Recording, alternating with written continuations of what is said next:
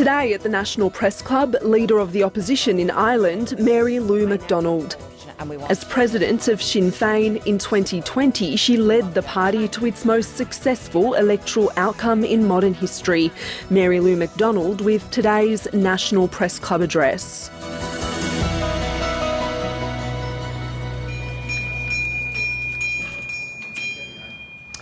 Hello and welcome to the National Press Club of Australia for today's Westpac address. I'm Tom Connell, a political reporter with Sky News, also a director here at the club, and as has been noted for today's address, we did arrive one side of the family as O'Connells, all the way from County Kerry. Our guest today is the leader of Sinn Féin and leader of the opposition in the Irish Parliament, Mary Lou McDonald. Her address comes at a time when her party is in the ascendancy, having won the most seats at the Northern Ireland election, and also polling showing Sinn Féin support at record levels as well in the Republic. The party's long-stated aim of government has never been more realistic and achievable.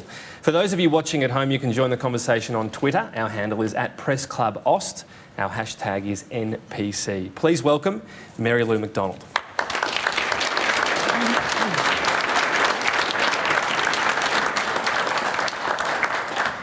So, Guramila Mahagut, Tom, thank you so much, and spoken like a true Kerryman. At the outset, I have to say and give an explanation for the raggedness of my voice. I left an oncoming heat wave in Dublin to be rained on in Western Australia, in Perth. So that's some kind of phenomenal achievement. Many thanks to the National Press Club of Australia for your very kind invitation to address you all today. I am delighted to be in your beautiful country. I acknowledge the traditional owners of the land on which we meet, and I pay respect to their elders past, present and emerging. There's a very wise Aboriginal proverb about life, and it goes like this. We are all visitors to this time, this place. We're just passing through. Our purpose here is to observe, to learn, to grow, to love, and then we return home. The journey from Ireland to Australia is a long one. Our countries are half the world away, literally. And yet the bond between our people is not only the bond of friendship, but of family. For generations, under different and often tragic circumstances, Irish people have, in their droves, seen Australia as a haven, making the long journey by boat, by plane, in search of work, security, acceptance, and a better life.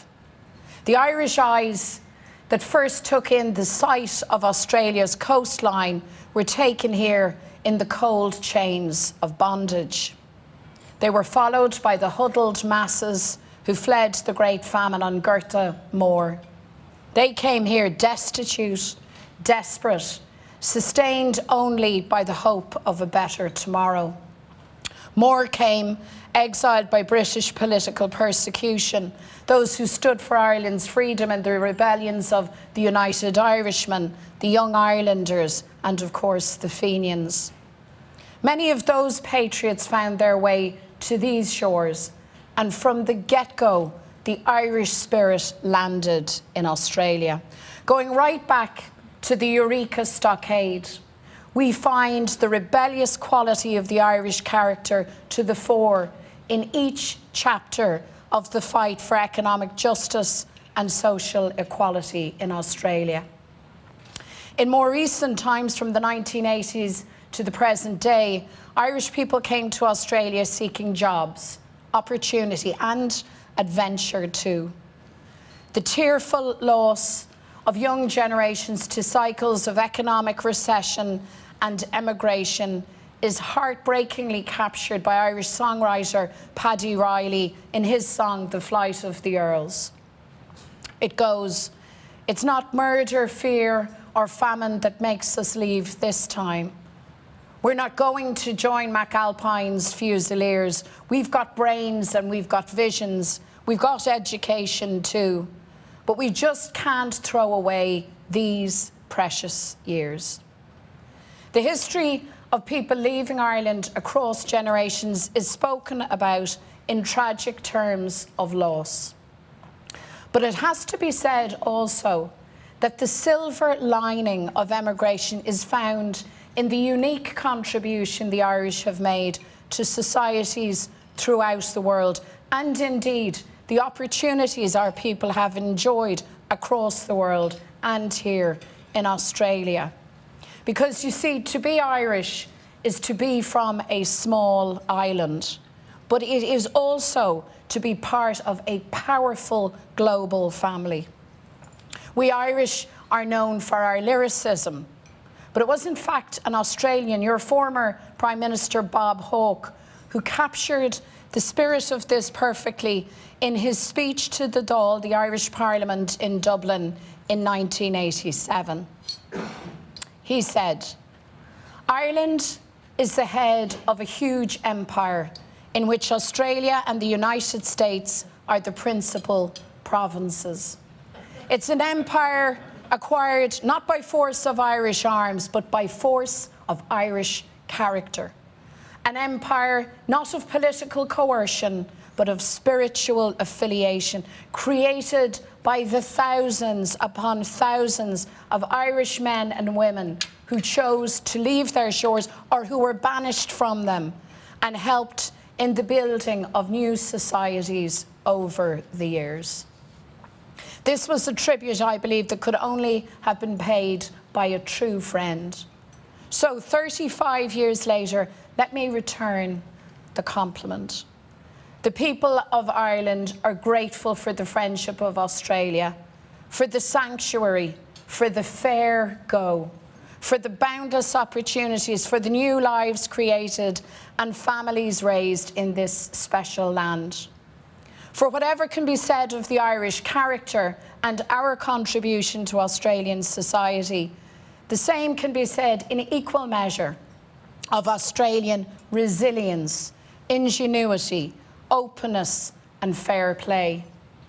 It's true to say that for a great many Irish people, Australia has been their light on the hill. The special relationship between Australia and Ireland is an epic saga of human connection, and just as the chapters of a book reveal the evolution of a story, the passage of time shapes the progress of a nation. My friends, Ireland has changed and Ireland is changing. The people of Ireland voted resoundingly for marriage equality in 2015 and repealed the 8th Amendment in 2018, which overturned the constitutional ban on abortion. These milestones reflect an Ireland emerging from the shadow of religious dogma and strict social sanction. They were signposts to the new republic that this generation is shaping. A generation determined to achieve the Ireland denied to our parents and our grandparents before us. A nation not held back by the past, but one rising to a modern vision of the Ireland that can be. The politics of a new Ireland has come full circle. 100 years ago, Ireland was partitioned under threat of an immediate and terrible war by Britain. The result was catastrophic. A country divided, a sectarian headcount, a gerrymandered border, the establishment of two reactionary, claustrophobic states. In the northern 6 counties, a one-party state excluded nationalists from power, denied them rights and opportunities, and subjected them to sectarian pogrom. While the South became a deeply conservative place which marginalised women, the poor and political progressives. A century on, and to borrow from our poet W.B. Yeats, all is changed utterly. The oppressive Northern Orange state is gone. The perpetual unionist majority is gone, and it's not coming back.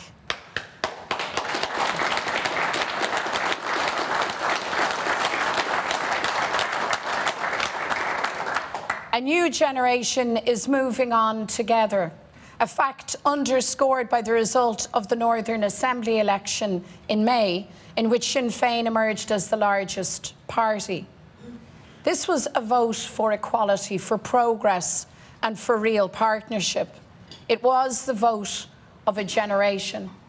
Sinn Féin Deputy Leader, our friend Michelle O'Neill, a nationalist woman, has been elected as First Minister in a state that was designed to ensure that this could never, ever happen. In fact, a decade ago, commentators would have claimed that Sinn Féin had Buckley's chance of ever occupying the office of First Minister.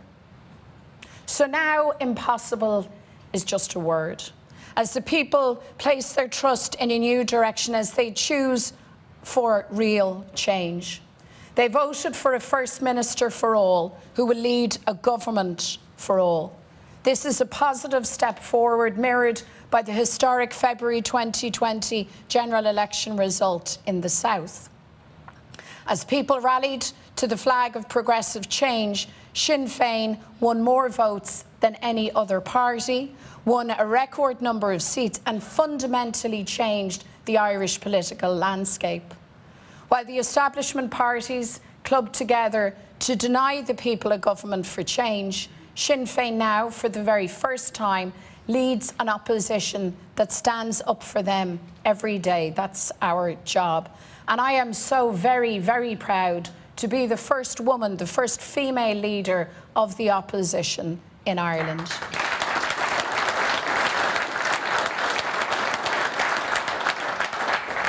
Sinn Féin is leading change right across Ireland, and the prospect of Sinn Féin leading government north and south is now a very real one.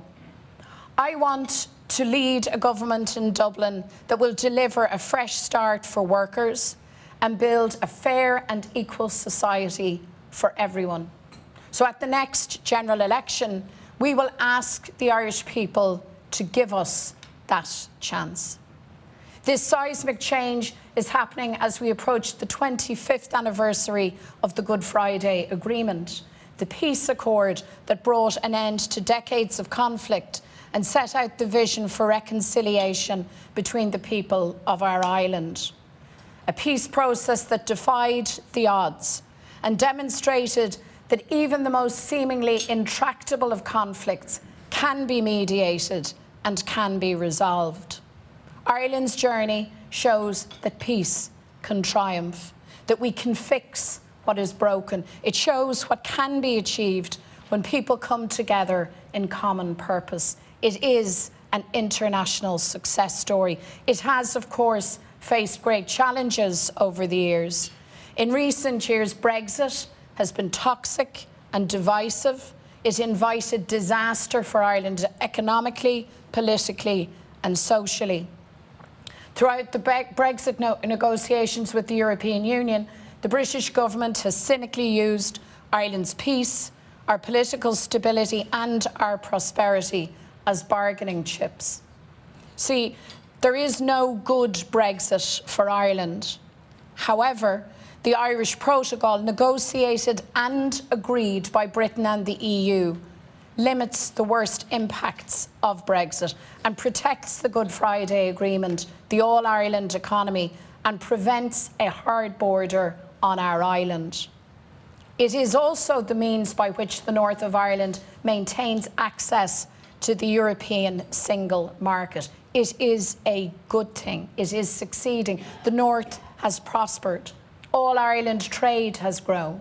Yet, it has been the agenda of successive Tory Prime Ministers, including the departing Boris Johnson, to turn their back on their agreements, sowing confrontation rather than goodwill. The Tories have persistently undermined the protocol. They have consistently attacked the Good Friday Agreement and threatened to break international law time and again. Mr Johnson allows the Democratic Unionist Party to block the formation of a government in Belfast. He then uses this political deadlock as a threadbare excuse for unilateral action pursuing his self-serving agenda to cling to power at all costs. Well, we saw how that worked out for him. Boris Johnson's interactions with Ireland have been wholly negative. In December last, I said that British Prime Ministers come and go, and that the Good Friday Agreement would outlast Mr Johnson, and so it has come to pass. Everyone in Ireland, throughout the world, who values the transformative value of the agreement must now remain vigilant in its defence. Whoever succeeds Boris Johnson in number 10 Downing Street must change direction. The next British Prime Minister must re-engage with the spirit of 1998 and with the good faith that paved the way for the Good Friday Agreement. So now is the time to assert the primacy of politics and democracy, to implement agreements and commit to abide by the conventional democratic norms. That holds true for the Good Friday Agreement, for the Brexit Protocol, for reconciling our past, and for the conversation on our constitutional future, which is now underway. We've built the peace, and now we look to the next phase, the reunification of Ireland. We are living now in the end days of partition, and the momentum behind Irish unity is unprecedented. We are energised with the opportunity to build a new, united Ireland. We have the generation that can, that will redefine our nation. The Good Friday Agreement provides for referendums on Irish unity, and I believe that these will happen in this decade. So we must prepare. Both governments have a responsibility to prepare. The Irish government in particular has a duty to change from bystanders to persuaders for Irish unity, because the people of Ireland are ready. This is an important time in shaping Ireland's future. It's an exciting time, a positive time, full of potential. Irish unity is about opportunity. The social and economic opportunities are immense. The reunification of Ireland will be a positive and a progressive development for the whole world. I know that nothing truly great has ever been achieved alone. International solidarity with Ireland is as important today as it was 30 years ago. Ireland needs our international friends. We need Australia to join us on our journey. We ask our friends to be energetic and proactive in advocating for Irish unity at every opportunity, to walk with us on this final length of the road to full freedom and nationhood. Unifying Ireland isn't about reclaiming territory. It's about uniting our people. It's about building the Irish nation anew. Ireland can be a united republic, one that stands as a bastion of social equality, economic prosperity, justice, diversity and inclusion. These are the values that we share with the people of Australia. Sinn Féin's vision for Ireland is of a country where you are celebrated when you are at your strongest and supported in your weaker moments. A country where, as you Australians would say, everyone gets a fair go. A Sinn Féin government will focus on getting the basics right. We want our people to have homes they can afford to buy or rent, a strong public health service that works for everyone, childcare services that don't break the bank, a fair economy built on good jobs, decent wages and stronger workers' rights. Ireland is now, for many international partners, the gateway to the European market. We are an ancient land, but we are a very young country. We have the youngest population in the European Union. We have a highly skilled, educated and enormously productive workforce and a strong enterprise culture. Ireland is a hub for international talent, and we are open for business, for collaboration and for progress. We want a greener, cleaner Ireland, a greener, cleaner world. I believe Ireland, like Australia, can play an important role in how the human family responds to the climate crisis. We face a massive, massive challenge to counter decades of environmental damage, to chart a new course in how we produce energy in order to secure that brighter, cleaner future. The cost of living crisis, the very real hardship created when workers and families struggle to access affordable, essential energy, is evident. And through our abundant wind resource, we can achieve energy independence and develop as an international hub for renewable energy and the production and export of green hydrogen. We can drive the decarbonisation of European economies. I don't have to tell people in Australia that the climate crisis is with us now and that the clock is ticking. But I also believe that there is no limit to what we can achieve for the future of our planet if we work together to get it right. We can achieve a just transition that will turn the tide. Sinn Féin wants to create a prosperity that everyone can have a share in, a prosperity that lifts people up. Friends, as we meet today, war is once again a reality in Europe. A criminal and brutal war on Ukraine is pursued by Vladimir Putin. This war must end. All diplomatic means and channels must be employed to bring this about. Putin must end his bombardment and brutalization of Ukraine. International law must prevail. The Ukrainian people, and they alone, must freely choose their future without fear, threat, or coercion. The right to self-determination must prevail. And this must hold true across our world.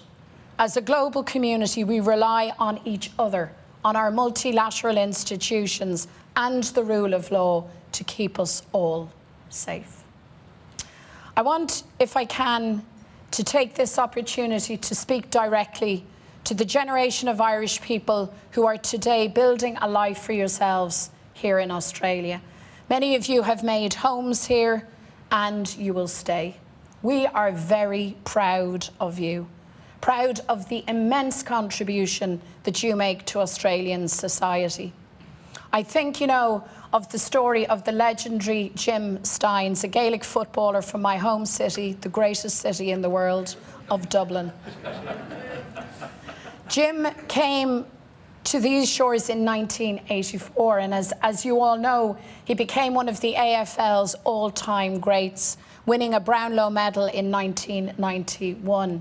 Indeed, such was the esteem in which he was held that he was afforded a state funeral in Melbourne when he tragically died in 2012. His inspiring legacy reflects the trailblazing influence of so many Irish who make Australia their home. But I also know there's another side to this story, a story of the frustration, the anger of many young Irish people who feel robbed of a life in Ireland. And I know you have been very badly let down, particularly by a housing system characterised by unaffordable homes and extortionate rent, by living costs that were out of control long before we experienced this inflationary crisis of today. I understand that many of you are heartbroken, that your hard work and your potential may have been wasted had you stayed at home. I know that you want to be with your family, your friends, your community. You want to play for your local GAA club. So I want you to know that we are working hard to change things for you, that we will change things for you. We'll make Ireland the home that you deserve. I'm taken with the state of origin concept in Australian Rugby League, where players return to represent their state for which they played most of their junior games. And I just think that this is a really great thing, a great idea for nation building as well as for sport. So to those young Irish people who want to come home, I say, I want you to have the chance to return to your place of origin.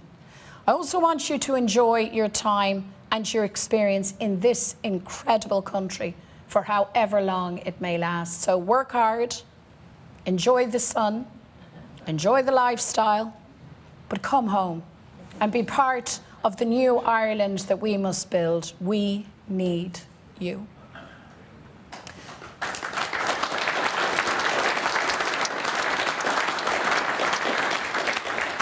There are no full stops in the work of nation building.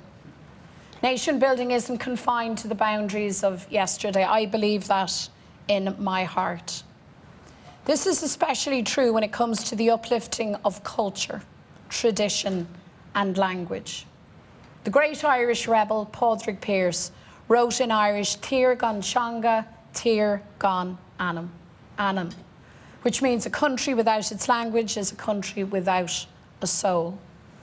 I think these words powerfully express how precious is respect for the rights of native people, how important it is to heal the wounds of the past, to recognise that it is only on justice and equality that we can build nations of real unity, to name and defeat racism and bigotry and exclusion, to own up to our failures of the past, to face down poverty, and to embrace our people left on the margins, to say with sincerity that our communities are not behind nor in front of each other, but beside each other on the road to a better place. I know this sentiment rings true for the people of Australia too, as with open hearts you work for a better future for First Nations Australians, for all Australians. It will take great courage and hope as you continue the journey of reconciliation, weaving together the rainbow of your great country. And we too reach for that same spirit in Ireland as we seek to unite and heal divisions that have held us back. I am very humbled again to speak on the land of the Noongarwal people. It for me is a privilege. The mission of building nations and raising up our people is indeed a continuous one. It's a task that we Irish and Australians share with an equal passion. We hold on tight to our hopes for our people. We remember our past and we reach bravely for tomorrow. There's an old Irish proverb, Ar sca a chéile a waran na daoine. It's in the shelter of each other that the people live. And I think it is undeniable that the people of Ireland and Australia have lived in the shelter of each other for generations. Our great friendship, our enduring connection has been that light on the hill. Long may that light burn strong and bright as a beacon to the world and a clarion call to our future.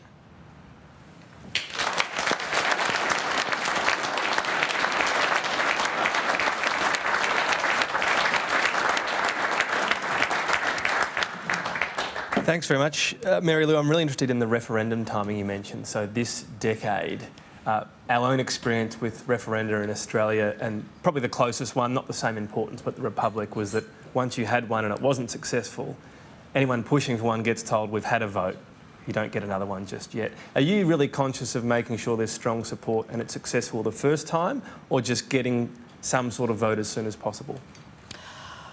Well, no, Tom. I mean, obviously the objective is to successfully carry a referendum. And, you know, the Good Friday Agreement provides for referendums, so it's not that Ireland is asking for or petitioning for the right to have referendums. That's now established as a matter of law. It should also be remembered that the winning margin is 50% plus one, the standard democratic norm. But of course, we would have an ambition to win the referendum by a much more substantial margin than that. And crucially, we believe that even for those who would campaign against reunification, for our unionist brothers and sisters, and they will naturally campaign for the maintenance of the union.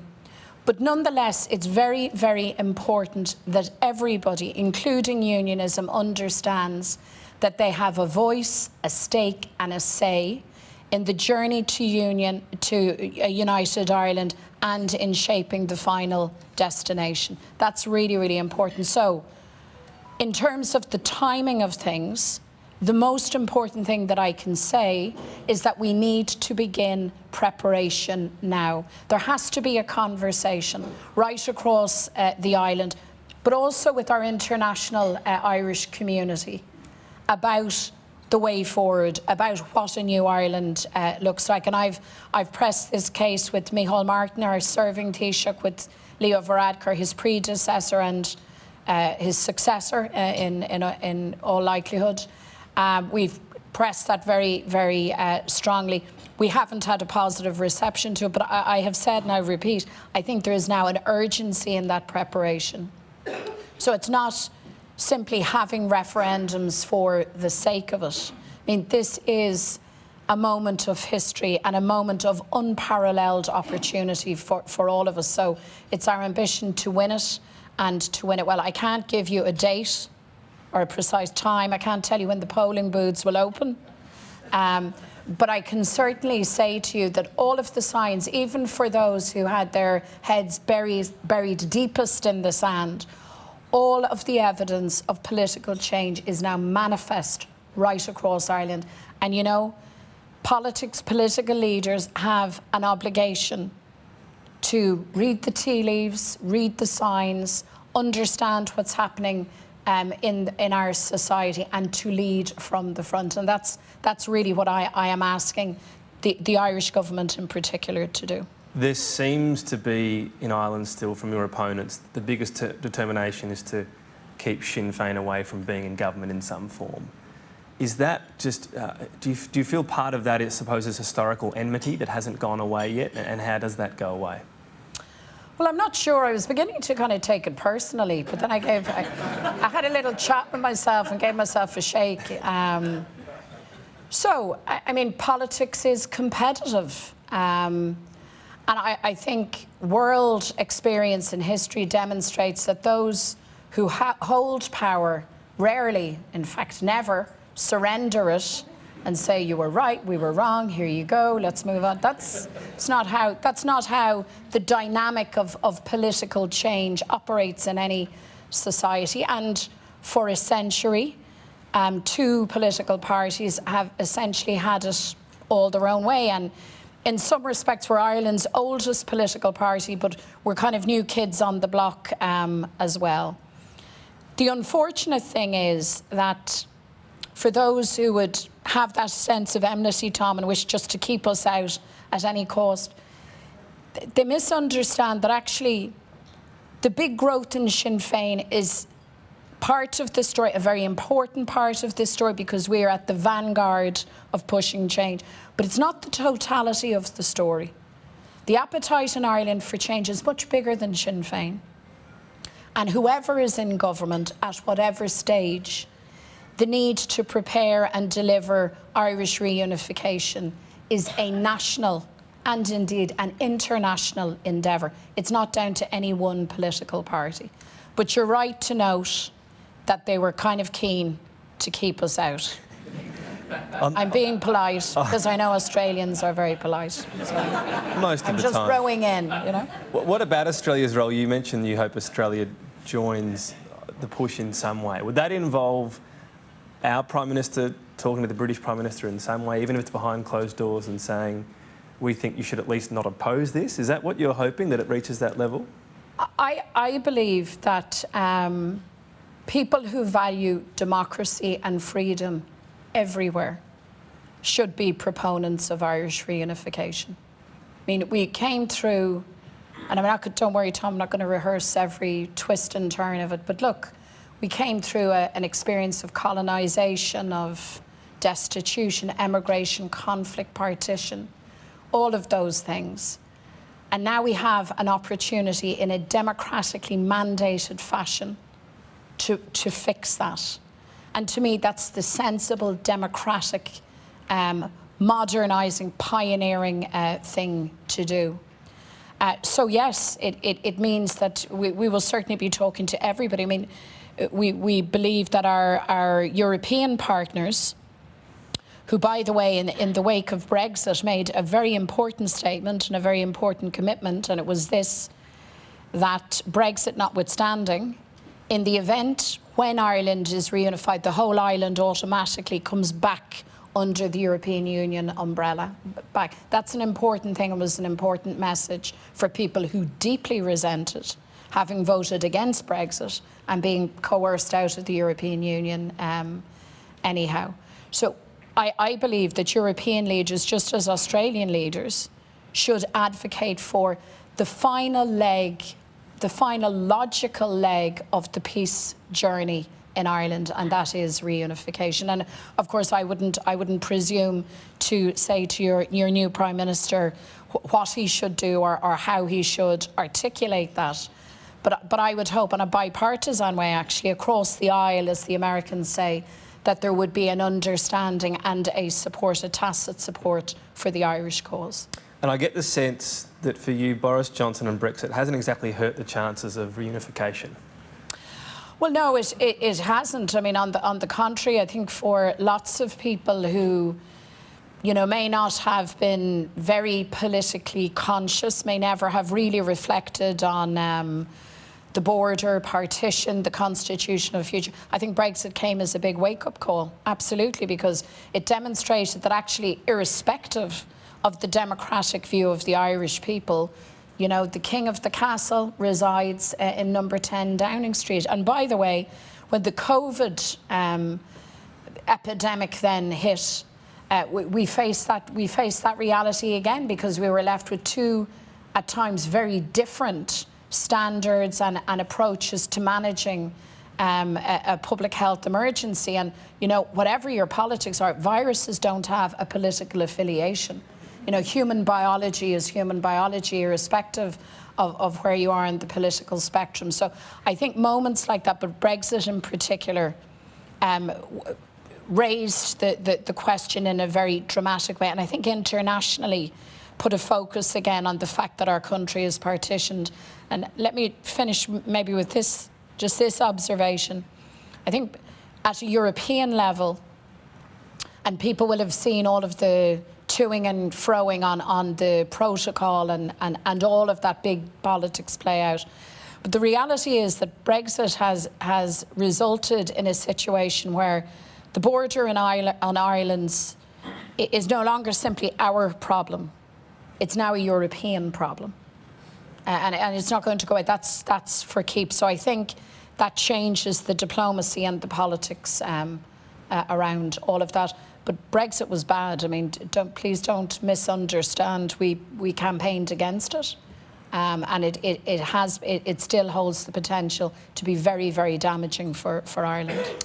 You've made a bit of a pitch to expats as well. I noticed in one newspaper it was specifically for Irish expat tradies, which might send a bit of a shiver down the spine for anyone trying to get a builder in Australia at the moment. Are you sure you should be making that pitch right now? Well, look, so let me be clear. I'm not here to, like some kind of snake charmer, you know, to lure tradies back to Ireland.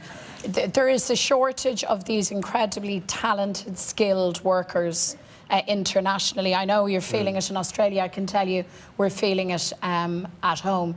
Look, people will choose to live, to work and to settle where it works for them and for their life ambition, and that's great. And people will continue to come to Australia to build their lives here and to take trips home to see their mammy or their granny or whatever the case may be. But I'm speaking more directly to a set of people that I know have the feeling that they were forced to leave, that it was not voluntary. And for me, I think for political leadership in Ireland, we have to ensure that people have the choice.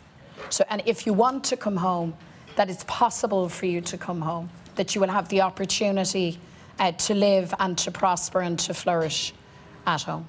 Yeah, but don't forget the sunshine in Australia, of course. Well, hold on a minute. Sorry, there's sun in Dublin, and I told you I came to Perth and I got rained on. So don't mind him, tradies. Sun is shining. All right, I better go to some questions. First one comes from Andrew Tillett. Andrew Tillett from the Financial Review and Vice President here at the club. I guess one thing Ireland has got going for it at the moment, it does have a pretty good rugby union team, beating the All Blacks, which is something more than the Australian Wallabies can say at the moment. Going back to the issue of reunification, and we saw during the Scottish referendum that the argument used by the no camp there was that it was better off being in Scotland was better off being in Britain rather than going it alone.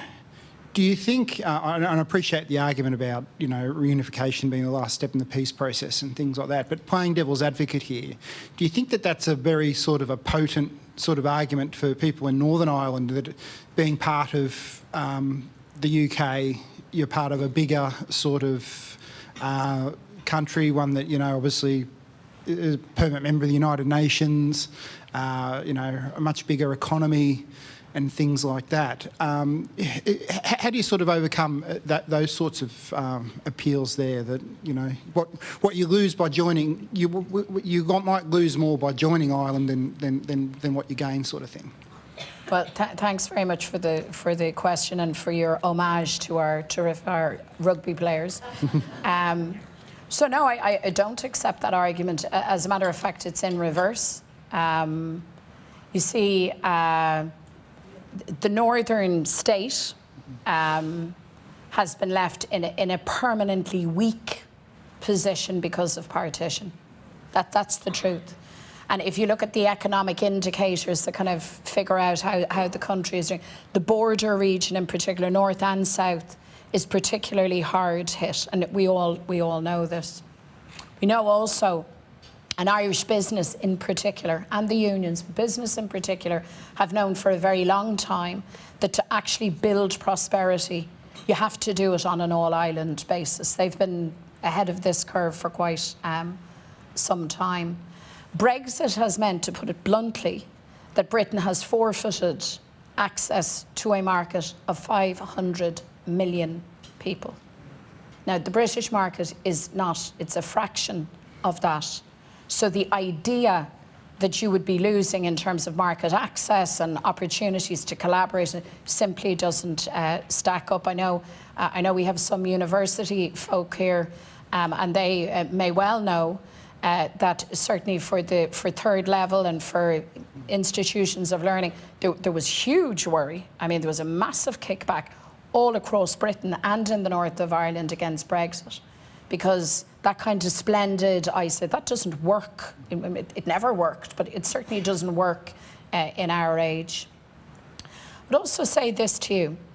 You see, and Brexit illustrates it, for citizens living in the north, you can be put in a situation where you can have a democratic view, you can cast a democratic vote, and you can be overruled by a Tory in number 10 Downing Street. By the way, there are no Conservatives in the north of Ireland in the party political sense. The Tories don't get elected.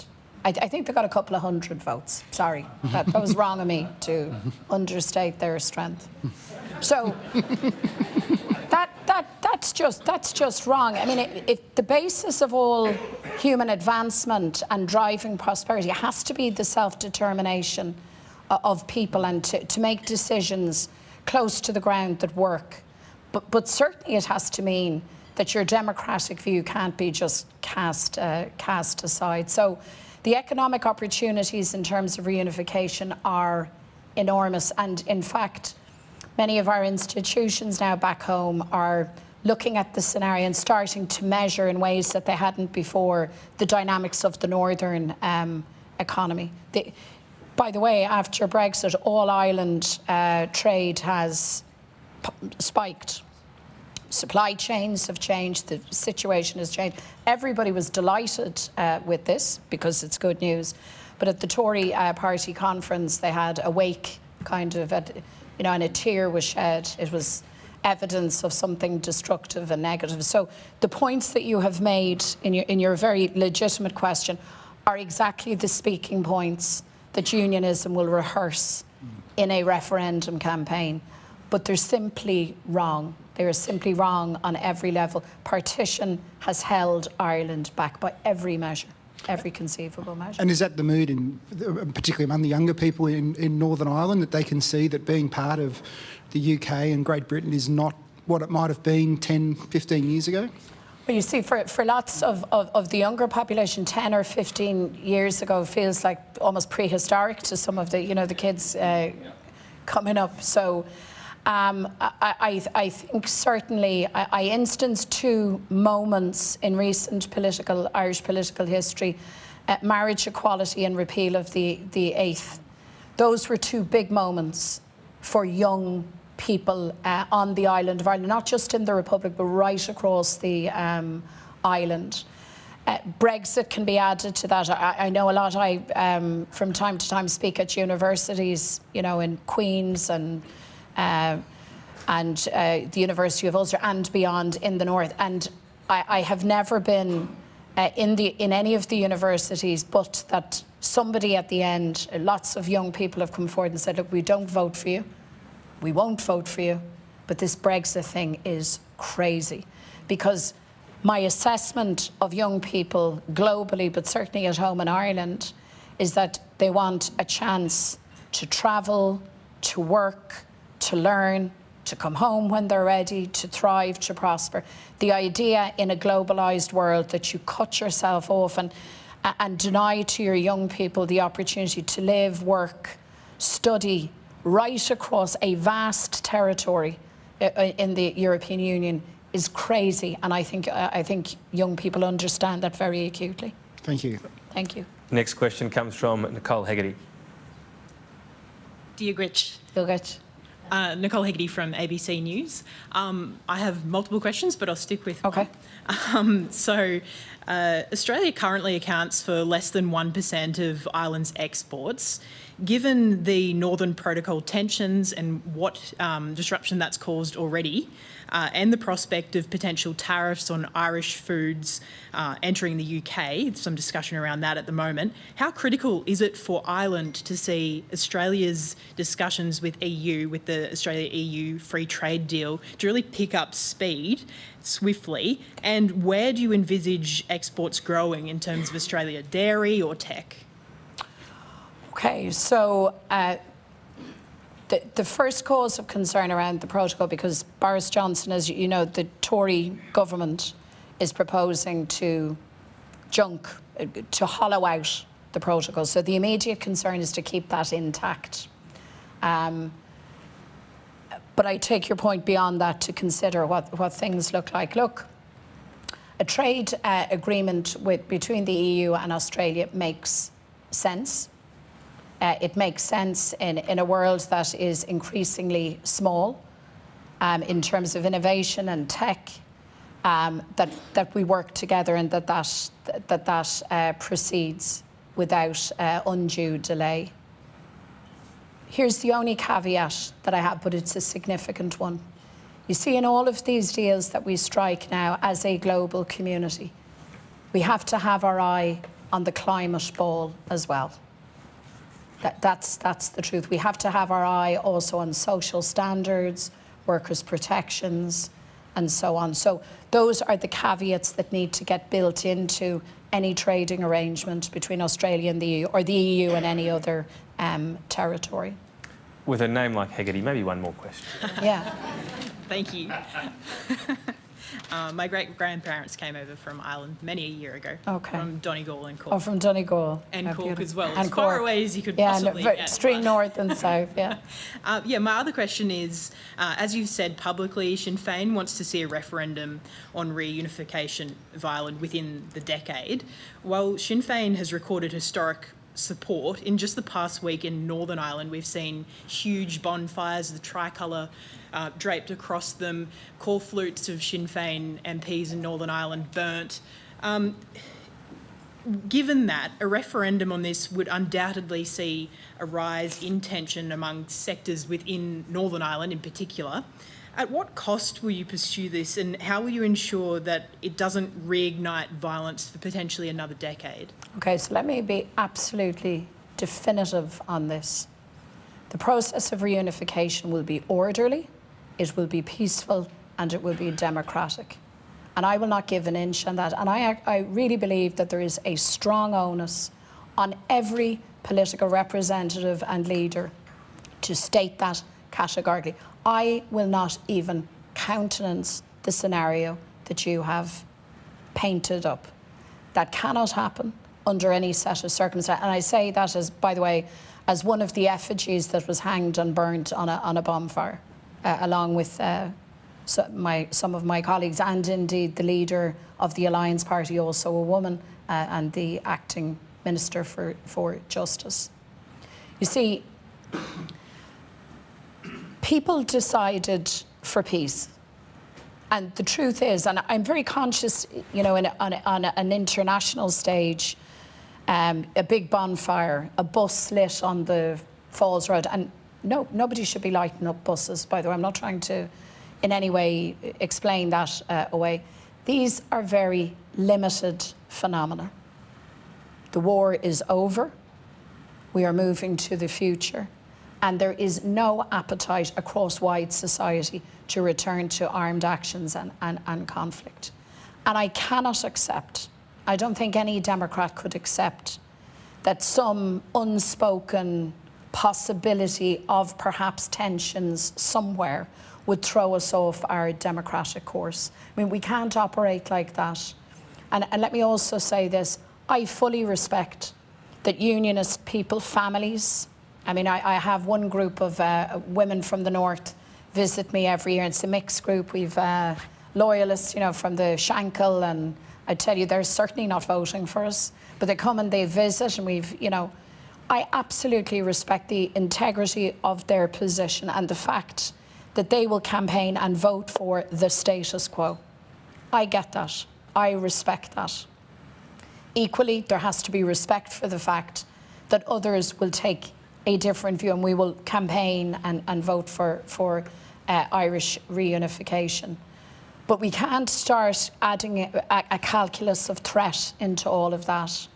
And I'm stating very clearly, as the leader of Sinn Féin, Mar Uachtaráin Sinn Féin, Mar Ceannaire Public Tánach, that as a Republican leader, that any notion that we descend back into any form of threat, coercion or violence is not on. And we need to hear that from unionism. We need to hear that loudly. We need to hear that clear. And we simply will not countenance the scenario that you have set. By the way, people in huge numbers are much more advanced in their thinking than some might suspect. And in the course of the last election that Tom and I spoke about in the north, I did a walkabout around Belfast city centre, and you can well imagine it's not so long ago that the leader of Sinn Féin did not walk around Belfast city centre, but it went very, very well. And people, and this has happened since the election to all of my colleagues, people who self-describe as unionist people are coming and saying, so what about my pension? What about healthcare? What's it going to look like? How are we going to talk about it? It's not that they want, it's not their first option. It is not their first option. But increasingly, we need to demonstrate our bona fides that we are moving this along and that there is a place for everyone. And for the vast, vast majority of people, that's a good thing. Fringe elements cannot hijack political progress. Next question comes from Tim Shaw. Oh, thanks, Tom. Mary Lou McDonald, thank you so much for your address today. Tim Shaw, Director of the National Press Club. Only hours ago, 157 House Republicans voted against the continuation of same-sex marriage in the United States. 47 Republicans voted with all the Democrats. I'd like your comment, if you can, about the overturning of Roe v. Wade, the comment I've just made relating to same-sex marriage, and my second part of the question is going to be about the youth of Ireland and how that reflects the future. But to Roe v. Wade and same-sex marriage in the United States. Well, you know, I think these events and the politics really of the last number of years has given us all a really salutary wake-up call. I say this as a woman who, You know, you'd imagine that there are certain rights issues that have just been decided and they are settled matters and that society has moved on, until you wake up one morning and you discover that, in fact, those rights are being unpicked and that you have to go out and stand your ground and make the case and fight your corner again. So my first comment is not actually to the high politics of this, but to actually the lived reality of it. And I would say that as people and as citizens, we all need to wake up. We need to be active, and we need to protect the progress that we have made, whether it is in Europe, the United States, or Australia. But I find it very dispiriting that there is this instinct to draw us back with the same old arguments. And I respect that people have moral positions on all of these questions. I absolutely respect that. But I also know this: the law has to protect people without fear, without failure. And it cannot be interpreted through the prism of any theological or religious view or dogma. And in Ireland, we have seen the consequences at times where religion became implicated in what was a very, very, very difficult and challenging political environment. That's never a good place to go. At our recent federal election, 21.5% of those people going to the ballot box were millennials. 21% that went to the ballot box are baby boomers. Are you seeing the same trend in the Republic, and do you see that the future of the kind of programs that you're talking about, respect for, but moving away from religious dogma, you know, respect for the past, how do the younger Irish influence those older Irish that are still feeling the pain, the anguish from the violence, the death, and the interposing of the United Kingdom upon Irish politics? How do the youth of Ireland deliver for you the votes that you want? Well, I think the youth of Ireland bring an awful lot of plain common sense to the table when it comes to a lot of these debates. And can I say I include in that my own children, who generationally think that a lot of the things that seize us, that we become very tense about, aren't things to be bothered particularly about, but see other things as huge priorities. So I think it's very important that one generation respects but also challenges another. And I know in my experience, certainly of the marriage equality referendum in Ireland, it was absolutely the case that younger people influence not just their parents but their grandparents too. How do I know this? Because they told me on the door. I also know, though, that in the case of the repeal of the 8th referendum, people of my age, and I'm not sure do I fall into a youth category in your eyes, but I'm going to fess up and say that I'm not. Where I'm standing, yes. Thank you. I'm very touched. Yeah. Or you're very touched, but one of us is very touched.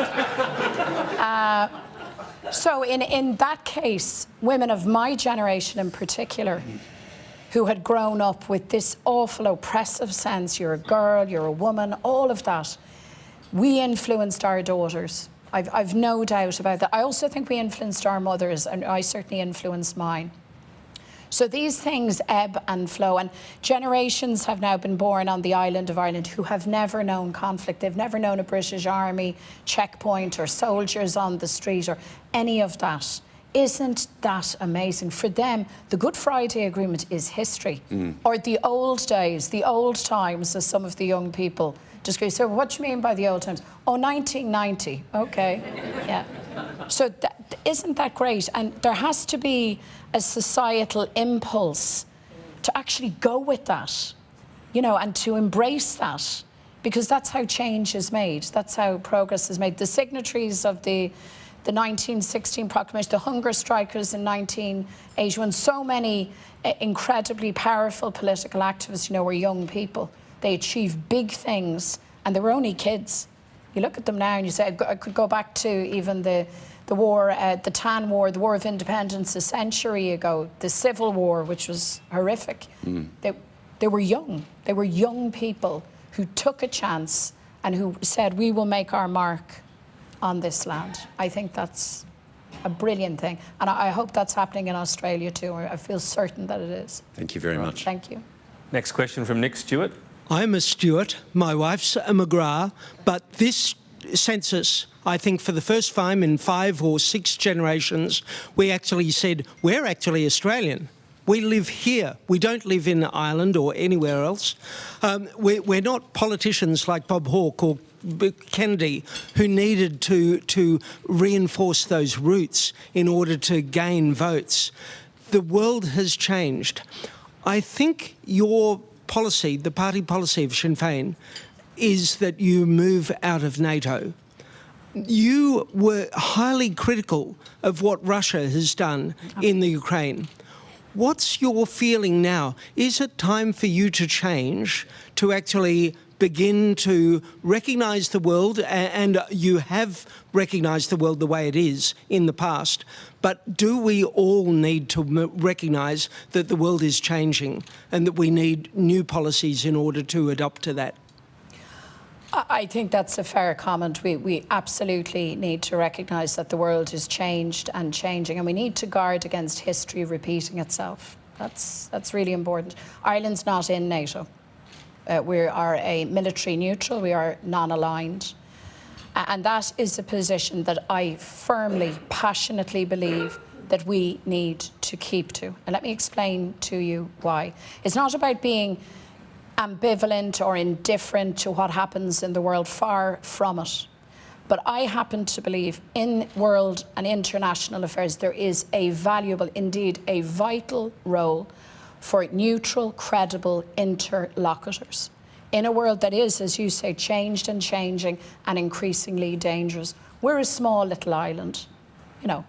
We've no ambition to be some kind of military hyper superpower. We're also, in some respects, almost an outlier as a European nation within the European Union, in that we were the colonised, not the coloniser. We felt a bit like Ukraine? Well, like Ukraine, yes, but you've asked me about Irish neutrality and I'm trying to elucidate the point for you. And we have to be true to that experience, not to keep looking at the past, but because that's how we bring the best of what we can be and do. And I will tell you this much. Our Irish peacekeepers, when they don the blue beret of the United Nations, do an incredible job. They can go anywhere with no colonial baggage, none at all. And not aligned, affiliated, or anything else to any of the big power blocks. And listen, I respect that everybody's geopolitics is different. I'm not proposing to intrude on your affairs whatsoever. But I will say this, that we know where our place is in the world. If I had a criticism of us as a country, I would say we have not been nearly expansive or energetic enough in leveraging that neutral status. And I've made the point to our European colleagues, to diplomats and so on, that actually I think the military neutrals need to be recognised in European basic law in the EU treaties, not regarded as a problem, but to be regarded as another platform, another lever to diffuse disputes and conflicts, to ensure that you're guided by international law first and foremost, first and last, and multilateralism. The great wars, the big wars in the world happened when the international community, that infrastructure fell down and failed. So we need to be very careful that we mind what we have and ensure that it works, because ultimately that's what keeps the Middle East, gives us a prospect to move that on. Europe, Asia, beyond. That's our common infrastructure, and that's what we're committed to. Thank you. Tony Melville. Tony Melville, Director of the National Press Club. Great address today. Very much enjoyed it. You mentioned the UK Prime Minister. Do you have any... can you expand upon what you were talking about, what you want to see out of the next UK Prime Minister? I won't ask you to endorse a particular candidate. It probably wouldn't be very helpful. But just expand upon that, what you want from a UK Prime Minister. Whoever succeeds Boris Johnson, and that's a matter for themselves, I want them to step back from the abyss, step back from the edge. I want them to cease and desist with any suggestion of going alone, acting unilaterally, breaking international law, putting agreements through the shredder. I want them to stop undermining the Good Friday Agreement, because make no mistake, that's happening in plain sight and view. I've mentioned the protocol. I could mention another very sensitive strand, which is the manner in which we deal with the past. We've come through conflict. People suffered, as you well know, in Ireland and beyond. And how we deal with legacy, with victims, with survivors is incredibly important. And believe it or not, we managed, and this is unusual for Irish people, we managed to agree as political parties how we go about that in an agreement called the Stormont House Agreement. The name isn't so much important for this exchange as the fact that we got agreement. And then the British government came in with a heavy hand and said, no, there are national security issues here, that's not happening. So instead, they have now put together legislation that is explicitly and brazenly seeking an amnesty for their own soldiers, for their proxies and agents who fought a war in Ireland. And they're doing that in that partisan. It's certainly not Article 2 compliant. It does not comply with international law, but they're moving it. I want them to stop doing that. I also want them to become good neighbours, because we're next door neighbours, you know. And by the way, just as there's lots of Irish people here in Australia, there's lots and lots of Irish people in England. I mean, Liverpool, there's a debate as to whether it is in fact English, you know. I'm getting the thumbs up from a Liverpudlian, so you know what I'm saying. So we have to find ways that we're good neighbours, but that means ultimately the British system, the British Prime Minister respecting our right to self-determination. Let us be free, build our country, and in doing that, actually, we'll build, I believe, the relationship with Britain as well. We'll do it in tandem. Thank you. Thank you, Doug. Next question is coming from Maury O'Sullivan.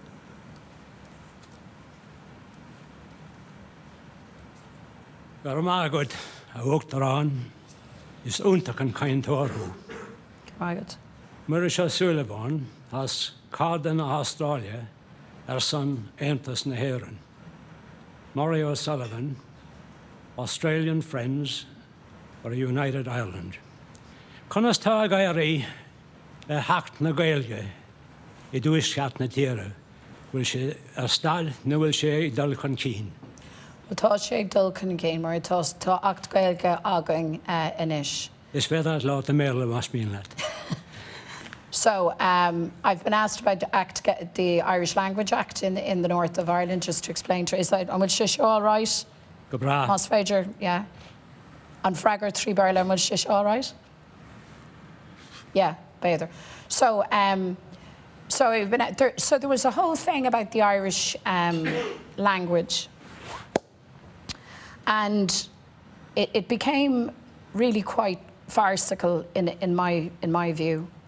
The proposition was and is that Gaelgori, people who speak Irish, are educated through Irish, live their lives in Irish, could access public services in Irish, would have their language recognised as an official language, would have translation facilities, for example, in Parliament. I mean, very modest, just common sense things. And there was a whole reaction and a political exploitation of this issue. And it went on and on. By the way, there had been agreement between the governments that we would get an Irish Language Act to protect the language and promote it and so on. Now, I would have preferred, Maury, to be honest with you, if Acht Gaeilge had come through the Assembly and government in the north. But it became very, very clear to me that unionism were simply not prepared to recognise on Gaeilge. So I went to the then Northern Secretary with my colleagues and said, they won't do it, so you will have to. And the legislation came through Westminster. Now, we're in a kind of hiatus now because we've no executive and we're in that level of difficulty. But we got the British government finally to move. It wasn't the way we would have wanted it to happen, but it has happened. And you know this, Mar Gaeilgeoir, It's not that the Irish language belongs to anybody. Languages don't belong to people, you know. It's crazy to think that. In fact, very interestingly, in Belfast, in East Belfast, which is a very loyalist, as you know, very staunch unionist neighbourhood, an incredible woman called Linda Irvine, herself a staunch unionist, has established a Gael school, an Irish school there. And all of those kids whose parents, I'm sure, have all sorts of politics that's probably not the same as mine, all of those want to learn, enjoy, to love the language. And they send their kids to be educated throughout. And that's the way it needs to be. Yeah. Yeah, Gurmila. On that note, can we please continue the applause for Mary Lou McDonald? Thank you for your time today.